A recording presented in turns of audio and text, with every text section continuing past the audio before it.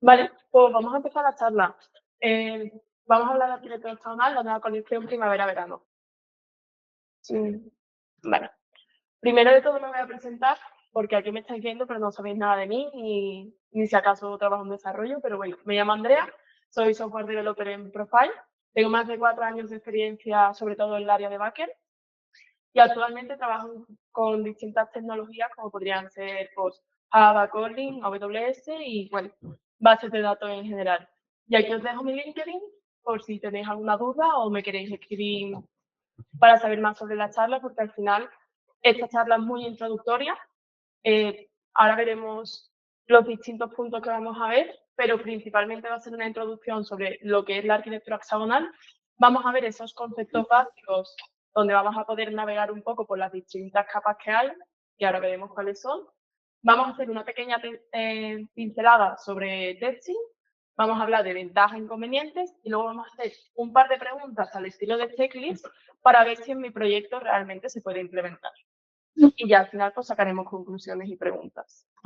Pero claro, para hacer todo esto más ameno, ya que son las 7 aquí en Sevilla, estamos aquí todos achicharrados, vamos a imaginarnos, para poder entender mucho mejor esos ejemplos que vamos a ver durante la charla, vamos a imaginarnos que estamos en una librería. Nosotros trabajamos para nuestra biblioteca de Alejandría y resulta que, bueno, ha cambiado el CEO y han decidido que van a apostar por la tecnología.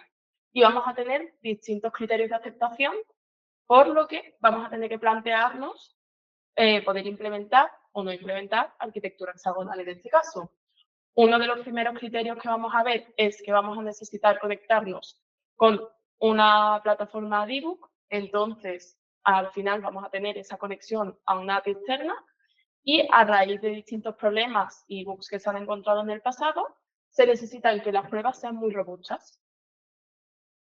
Y ahora entramos a lo que venimos, que es la arquitectura hexagonal. Pues la arquitectura hexagonal es un modelo de diseño que separa esa lógica de negocio de esa parte externa, de esas llamadas a APIs externas, sistema de mensajería, etc. Al final es una propuesta de la lista de software que podemos ver aquí, y ahí está pues, al final de la arquitectura hexagonal. Y para poder entender mucho mejor, vamos a ver los conceptos más básicos. Principalmente vamos a hablar de la capa de dominio, que es la de aquí en medio, el cual contiene toda esa lógica de negocio. Es donde residen esas reglas de negocio que aíslan de aquellos detalles técnicos más externos. ¿Y qué nos podemos encontrar, diréis? Pues principalmente entidades que representarían esos datos o comportamientos. En nuestro caso podría ser un libro de la librería donde tenemos título, autor, origen, etcétera, un usuario, un pedido, etcétera, etcétera. También nos podemos encontrar esos eventos de dominio que nos notificarán de esos cambios importantes que nos podemos encontrar en nuestro sistema. Volviendo al mismo ejemplo, podría ser el caso de hemos alquilado un libro o se ha registrado un nuevo usuario. También nos podemos encontrar repositorios. Se define mediante interfaces y establece cómo debería interactuar nuestro sistema con los distintos datos. Uno de los ejemplos sería un book repository, como digo aquí, donde tendríamos distintos métodos. Aquí no habría el detalle más técnico, sino haría un poco de ese puente para que se entienda mucho mejor. ¿Y qué más cositas nos podemos encontrar? Pues servicios de dominios. Se encargarían de realizar operaciones mucho más complejas que no se podrían encapsular directamente en una entidad individual, pero podrían ir varias entidades, por ejemplo. En este ejemplo tendríamos un librería service, donde podríamos verificar si tenemos un nuevo libro, si hay disponibilidad o quién lo ha registrado, por ejemplo. ¿Vale? Pero aquí hay que tener mucho cuidado, porque al final nos podemos encontrar modelos anémicos. En este caso son considerados como los antipatrones. ¿Por qué? Porque contradicen esos principios de orientación a objetos. Normalmente se pueden encontrar en DTO principalmente y se suelen usar en sistemas simples o temporales, donde esa lógica de negocio suele ser mínima. ¿Qué puede pasar si nos encontramos este tipo de modelos anémicos? Pues que podemos encontrar lógica dividida, ya que se ve dispersa en varias clases y estados inválidos, es decir, no tienen esas validaciones o esta lógica de negocio, por decirlo de una forma, y nos podríamos encontrar este tipo de situaciones. Después de entender mucho mejor lo que es la parte de dominio, vamos a ir a la capa de aplicación. Al final es un poco la intermediaria entre esas solicitudes que recibimos del exterior hacia nuestro núcleo del sistema. Principalmente lo que hay son casos de uso. Y claro, dicho así parece muy sencillo, pero al final, si lo echamos un poco a lo más mundano, es como imaginarnos estar en un restaurante. Nosotros tenemos esa parte externa que entraría por los puertos y adaptadores, que serían los clientes a esa sala de restaurante, y tendríamos ese camarero intermediario que estaría entrando en la cocina, por decirlo de una forma, y manejaría ese tipo de solicitudes que nos pueden llevar para luego llegar a la cocina. Y luego al revés, para que se pueda entender mucho mejor. Claro, al final, cuando estuvimos montando la charla para la Commit y estuve hablando con la mentora, las dos nos dimos cuenta de un caso muy curioso.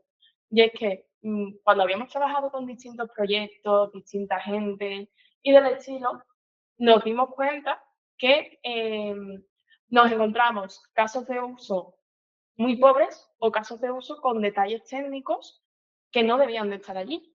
Entonces nos pareció muy interesante resaltar qué es un caso de uso, qué debe llevar realmente.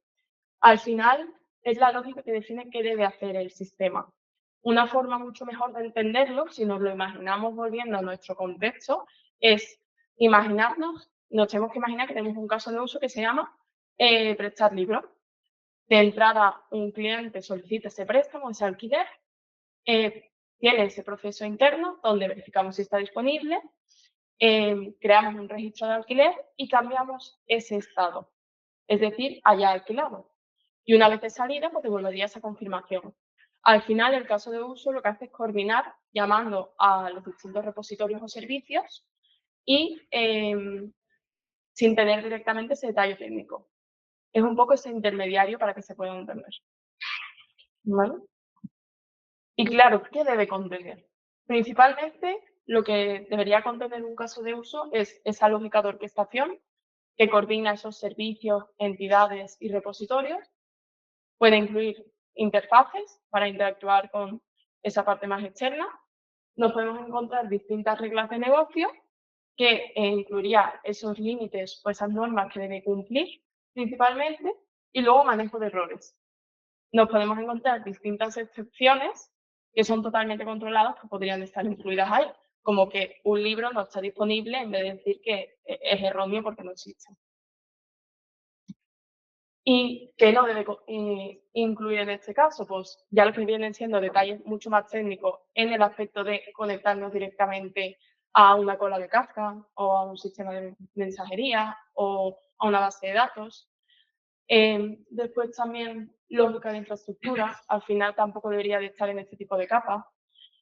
Lógica compleja de entidades, es decir, la entidad debe tener su propia lógica al final. Interacción directa con adaptadores, porque al final eso no es responsable ni de la capa ni del caso de uso. Y flujos externos a propósito del caso de uso. Básicamente, pues encontrarnos una entidad en la capa de aplicación o un controller en la capa de aplicación en el caso de uso, no sería lógico tenerlo. Vale. Ahora vamos a ir a la capa exterior. Si voy muy rápido, decírmelo y voy parando. Pero su responsabilidad al final es implementar los puertos definidos en el dominio con los adaptadores.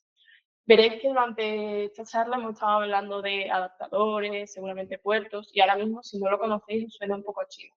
Ahora veremos qué es y pararemos un poco más en esa parte. ¿Vale? Pero primero de todo, ¿qué responsabilidad debe tener la capa de infraestructura? Al final, tu responsabilidad es implementar puertos, es decir, proveer adaptadores concretos para las operaciones definidas. Luego, gestionar dependencias externas, es decir, manejar esas conexiones directamente con bases de datos, APIs externas o del estilo. Y ser reemplazable, que yo creo que es lo más interesante. Es decir, en caso de que tengamos que cambiar, por ejemplo, de un tipo de base de datos relacional a una no relacional, no afecte a ese núcleo del domingo o del estilo. Ahora, sí, ¿qué son los puertos? Al final son esas interfaces que definen cómo nuestro núcleo debe interactuar con la parte externa. Mantienen esa independencia respecto a las implementaciones y un ejemplo sería una interfaz que define cómo se accede el dato, pero no tiene ese acceso al dato directamente, por decirlo de una forma. Y los adaptadores. Los adaptadores, su responsabilidad al final es implementar puertos y son como traductores de esas acciones hacia el núcleo sobre nuestras operaciones. Ahora veremos que los adaptadores tenemos de dos tipos. Principalmente tenemos los adaptadores de entrada, que sería, como su propio nombre dice, pues el exterior se comunica con el interior. Y un ejemplo sería, pues, estamos escuchando de una cola de Kafka, de un tópico, o nos llega un controlador REST, o del estilo. Y luego tendríamos al revés, que sería el adaptador de salida. Nuestro núcleo se comunica con el exterior. Otro ejemplo sería lo mismo, publicar en una cola, conexión a APIs externas o servidores de almacenamiento, por ejemplo, una base de datos. ¿Vale? Y ahora diréis, me parece muy interesante, pero yo si ahora mismo lo tengo que implementar no estoy entendiendo nada. Tengo mucha información, me has explicado que hay capas, que hay adaptadores y puertos, pero una forma mucho más cómoda de entenderla creo que sería con este ejemplo. Principalmente un cliente nos enviaría una solicitud, por ejemplo, imaginaros un GET, entraríamos desde fuera, el controlador invocaría un caso de uso definido a través del puerto de entrada, es decir, que entraríamos por ahí, pasaríamos por la parte de infraestructura, llegaríamos al caso de uso y procesaríamos lo que necesitáramos, el dominio. Y luego, al revés, saldría la respuesta, es decir, el adaptador de salida implementaría el puerto de salida y ejecutaría la operación. En el caso del GET, pues nos devolvería esa información. Y dicho esto, la pregunta clave es, para poder cumplir ese segundo criterio de adaptación que hablábamos de nuestra biblioteca de Alejandría, ¿cómo podemos comprobar que todo esto realmente funciona como debería? Y no solo en local. Pues una buena forma es utilizando el testing. Al final es una prueba diseñada para evaluar una parte específica de nuestro proyecto. ¿Por qué es importante? Por varios motivos. Uno de ellos es que no nos quieran asesinar nuestros compañeros por subir algo que va al local y luego en otro entorno no. Y dos, porque al final, ahora mismo que estamos hablando de arquitectura hexagonal, tiene también su parte de beneficio, porque podemos aislar esos test de forma mucho más modular. Aquí podemos ver que según esa capa o esa parte que creamos, tenemos un tipo de test. En este caso tenemos principalmente pruebas unitarias, que sería para esa capa de dominio que hablábamos al principio, para probar esas entidades, etc. Luego tendríamos las funcionalidades que sería para la capa de aplicación, para poder comprobar que esos casos de uso interactúan de forma correcta. Luego tendríamos las de contrato, que sería para la parte de infraestructura, y las end-to-end, que sería para comprobar pues, más la parte de adaptadores. Y aquí os muestro una captura para que veáis un ejemplo de un test unitario donde al final lo que hacemos es, cuando utilizamos la anotación, creamos el método y aquí lo que hacemos es creamos un primer libro disponible, en este caso tenemos el Principito, por ejemplo. Llamamos a nuestro método para poder alquilar o prestar el libro y finalmente hacemos un asset que lo que hace es verificar que en este caso no está disponible ese libro y le mandamos un mensaje, por decirlo de una forma más sencilla. Y ahora en el test funcional hay una parte muy interesante que veréis que son los mock. El mock al final es una forma de simular y que nosotros lo configuremos para que simule una respuesta esperada, sin necesidad de llamar directamente, en este caso, al recurso externo. Dicho de otra forma, imaginaros que tenemos un delete, imaginaros que directamente hiciéramos para probarlo el delete en base de datos. pues igual la haríamos un poco parda. Entonces, el mock sería una buena forma porque al final lo simularíamos sin llamar a ese recurso directamente. Aquí principalmente lo que hacemos es configurar el mock y nuestro caso de uso. Como podéis ver aquí, lo que hacemos es creamos el mock de repository a nuestro repository, luego inyectamos en ese caso de uso, creamos nuestro libro, configuramos para devolver el libro tal y como esperamos, ejecutamos el caso de uso y finalmente verificamos que se ha prestado de forma correcta y que el método save ha sido llamado. Y aquí, bueno, tenéis un test de contrato. Y claro, yo ahora mismo sé que os he dado mucha información y tal como lo he pintado y según nuestra librería, pues encajaría perfectamente. Pero claro, si nos ponemos en el caso, ¿creéis que realmente es útil para todo tipo de proyectos? Dicho así, con la moda que tiene, pues a todo el mundo se le ocurre que sí.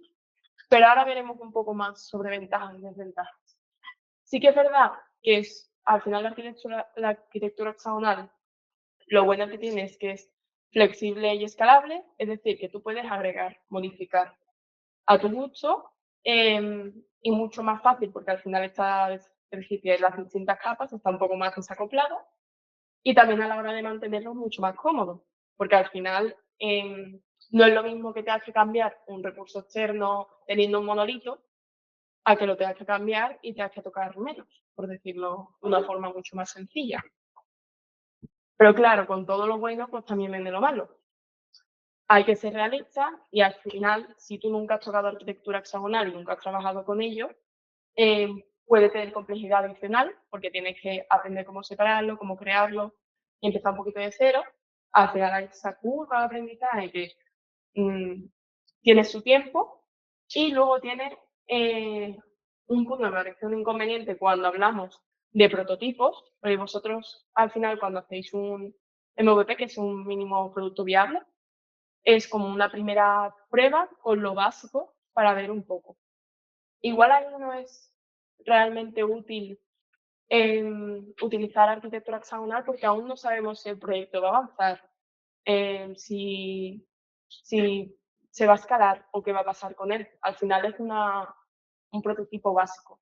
Igual no es muy interesante sobrecargarlo de esa forma si no se sabe. Pero bueno, ahora también vamos a ver otros casos con las preguntas. Y ahora aquí, en el punto que estamos, hay distintas preguntas que son las que yo me haría personalmente si tuviera que implementar un proyecto desde cero con arquitectura hexagonal. Y os hablaré un poco de experiencias personales que me han pasado en distintos proyectos y para ver un poco, ¿vale? La primera dice, tu proyecto necesita actualizar o cambiar de dependencias externas con regularidad.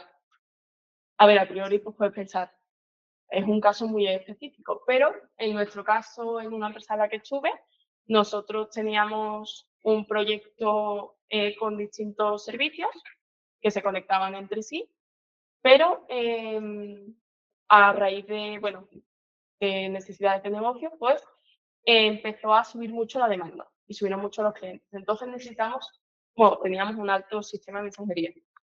¿Qué pasa? Que ahí no teníamos ni Kafka, ni Rabbit, ni nada del estilo. Entonces necesitamos implementarlo.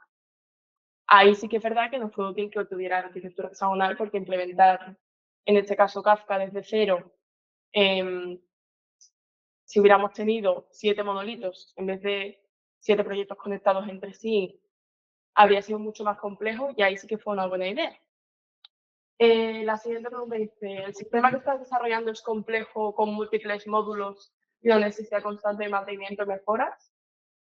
Yo en mi caso actual sí, porque al final es un proyecto que tiene muchos años y lo que se hace es que es mucho más de mantenimiento. Entonces también es interesante. ¿Hay recursos suficientes, tiempo, personal, presupuesto para diseñar e implementar esta arquitectura correctamente? A mí me pasó en uno de mis primeros proyectos, bueno, de empresas que estuve, que me dieron un monolito y yo lo tenía que ir manteniendo. ¿Qué pasó? Que me dijeron, oye, se está empezando a poner de moda arquitectura hexagonal. porque no le echas un ojo y lo implementas. ¿Qué pasa? Que yo acababa de salir, bueno, acababa de entrar en el mundo laboral, no tenía ni idea. No me había chocado aún por el código mucho, entonces en ese momento fue no hay más personal porque yo era la única desarrolladora en ese momento.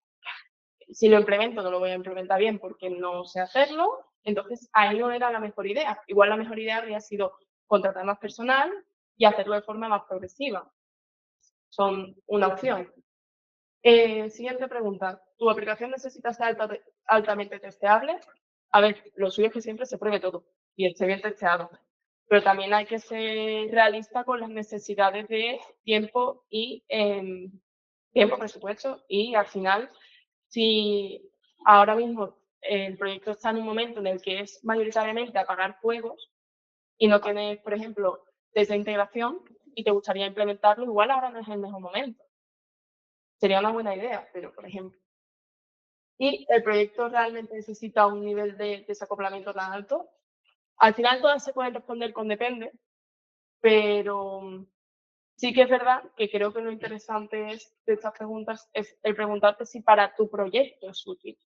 Porque al final sí que es verdad que es una herramienta muy interesante, muy poderosa, pero no sirve para todo al final. También hay otro tipo de arquitecturas que se pueden implementar. Pero bueno, voy a hacer un breve resumen sobre lo que hemos visto. Creo que he ido igual un poco rápida y ahora veremos dudas y preguntas. Pero para hacer un breve repaso, al final hemos visto qué es la arquitectura hexagonal, las distintas capas que tenemos, hemos visto que es un caso de uso y también hemos estado hablando un poco sobre en qué casos sí y en qué casos no. En este caso yo os he hablado de mi experiencia personal. Seguramente los que estéis aquí, los que hayáis trabajado con arquitectura hexagonal, tendréis las vuestras y también igual hay cosas en las que estáis de acuerdo y en las que no tanto. Pero bueno, ese ha sido un poquito el resumen. Así que, resumiendo ya por último, y ya abro turno de preguntas. En conclusión, es una herramienta poderosa, pero también hay que ser realista con las necesidades que hay. Vale. Ahora, pregunta. ¿Tenéis miedo? Dime. ¿Este tipo de arquitectura está enfocada en una plataforma mejor que otra? El desarrollo de aplicaciones web, el desarrollo de aplicaciones de escritorio, ¿hay alguna que sea, digamos, más versátil para usarlo o valdría en general para cualquier tipo de plataforma? Vale. Yo en este caso he trabajado sobre todo en desarrollo de software, entonces sí que es verdad que al final la arquitectura no debería de, es decir, no debería de influirse a que es a aplicar a lo que viene siendo, por ejemplo, el desarrollo de una aplicación móvil, pero sí que es verdad que tampoco sé exactamente las ventajas que tiene si tú lo aplicas, por ejemplo, en web en vez del software, porque no me ha tocado verlo. Pero si quieres puedo investigar sobre ello y te respondo por LinkedIn sin problema.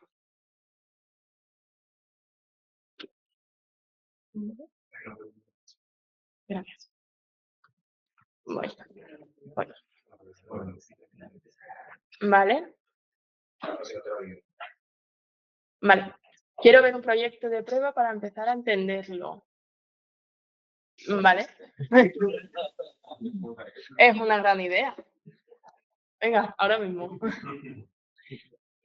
Bueno, ahora mismo como es lógico no traigo ningún proyecto preparado para enseñar aquí porque al final la idea es que fuera un poco más ver la base y comentarlo por encima. Pero sí que es verdad que en GitHub hay un montón de proyectos de arquitectura hexagonal. Además, te animo a buscarlo porque también puedes encontrar errores en ellos y es mucho más divertido. ¿Vale? ¿Y qué más cositas? ¿Dudillas al respecto? ¿Vosotros lo implementaríais? Depende. Bien, has escuchado la charla, sí me gusta. Vale. En relación a lo que estaba diciendo antes el compañero, yo soy jefe de proyecto en Seiro. Vale. Y tengo ya unos cuantos de años desarrollando y dirigiendo proyectos. Nosotros alguna vez nos hemos planteado la arquitectura hexagonal, ha habido proyectos que lo hemos rechazado, ha habido proyectos que lo hemos implementado. Una opción que normalmente tenemos en cuenta a la hora de implementar arquitectura hexagonal es si queremos utilizar varios frontends para un mismo backend. Claro. Porque de esa manera tú abstraes del frontend todo el negocio, te lo llevas a la arquitectura hexagonal y puedes ir implementando diferentes frontend de una forma súper rápida. Claro. Lo que nosotros llamamos un pica pantalla. El frontend solo hace llamadas API. Entonces, si el cliente después nos ha pasado ahora en el proyecto, que en mitad del proyecto nos dijo que cámbianos la tecnología de frontend de aplicaciones móviles. Nosotros le propusimos React y él quería Flutter y lo cambiamos. Tardamos 2 días en cambiar, porque simplemente tú lo que haces son llamadas API. Entonces, en ese caso, la arquitectura hexagonal funciona bien. Nosotros en ese caso la descartamos. ¿Por qué? Porque teníamos relativamente pocas conexiones al exterior, pero teníamos que construir muchos microservicios en una plataforma UNL. Entonces, eso nos complicaba en exceso para lo que la aplicación realmente iba a hacer. ¿Vale? Entonces, construimos una arquitectura en BFF, que es Bucket for Front, en microservicios, pero no implementamos del todo toda la filosofía de la arquitectura hexagonal. No.